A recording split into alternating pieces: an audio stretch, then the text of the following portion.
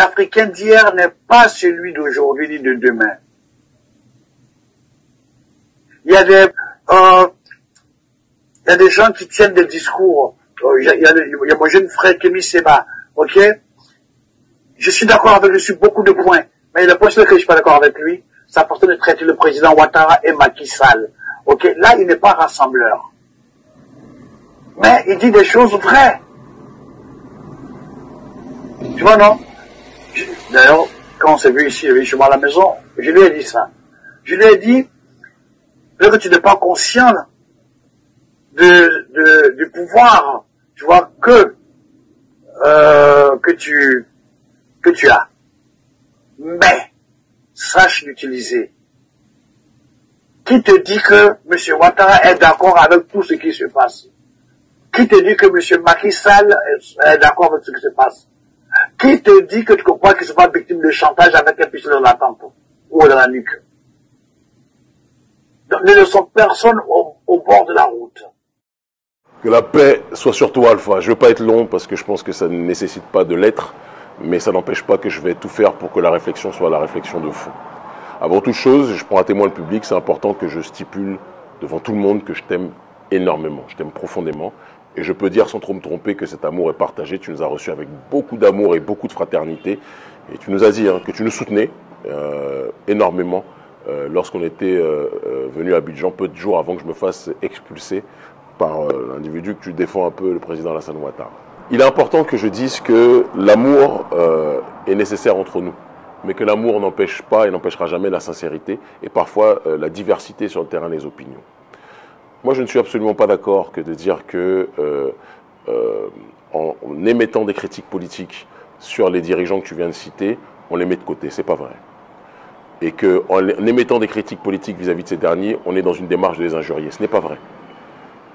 Exposer la démarche d'Alassane Ouattara, qui a fait en sorte que son frère, Laurent Gbagbo, soit incarcéré à La Haye de manière injuste, le fait que ce même président Alassane Ouattara ait fait venir l'armée française pour déloger son propre frère et l'envoyer comme à l'époque de l'esclavage loin de ses terres, je suis désolé, frère, ce n'est pas de l'injure, c'est de la critique politique. Exposer le fait que Alassane Dramane Ouattara est en train de surendetter la Côte d'Ivoire sous couvert d'un pseudo-développement, d'accord, et d'une logique d'accaparement de terres, puisqu'il laisse ces terres être achetées par des grands complexes industriels français, d'accord, dans le phénomène de ce que l'on appelle le land grabbing, je suis désolé, ce n'est pas de l'injure, c'est de la critique politique. Exposer le fait qu'Alassane Ouattara est le pion numéro 1 de l'oligarchie française, de la France-Afrique sur le continent africain, ce n'est pas de l'injure, c'est de la critique politique. Exposer le fait qu'Alassane Dramane Ouattara accueille le meurtrier de Thomas Sankara, en l'occurrence Blaise Compaoré, sans que ça indigne qui que ce soit, y compris toi, grand frère, que j'aime énormément. Je suis désolé, grand frère. Mais pour moi, ce n'est pas de l'injure, c'est de la critique politique.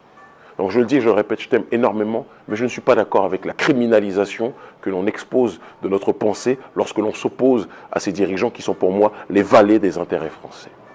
De la même façon, ce que je dis, je peux le dire pour Macky Sall et je vais vous donner une petite anecdote.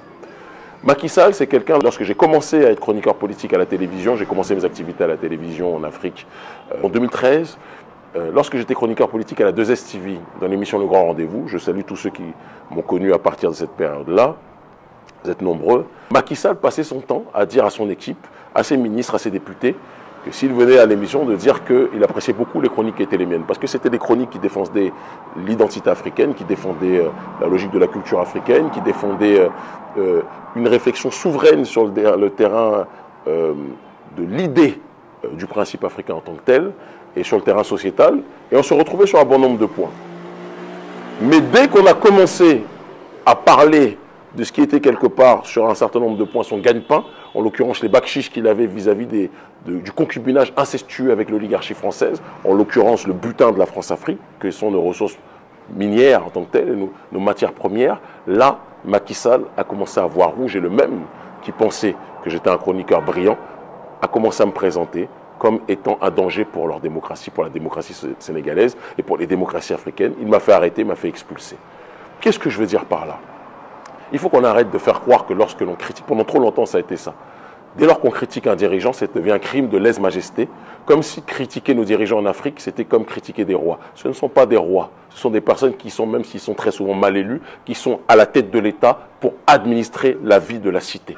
Et notre rôle en tant que citoyen, parce que la vraie politique, ce n'est pas être député ou être ministre ou être président. La vraie politique, c'est la participation à la vie de la cité.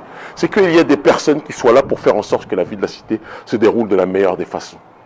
Et que s'il y a des choses qui vont bien, il faut dire que ça va bien. Et s'il y a des choses qui vont mal, il faut dire que ça va mal.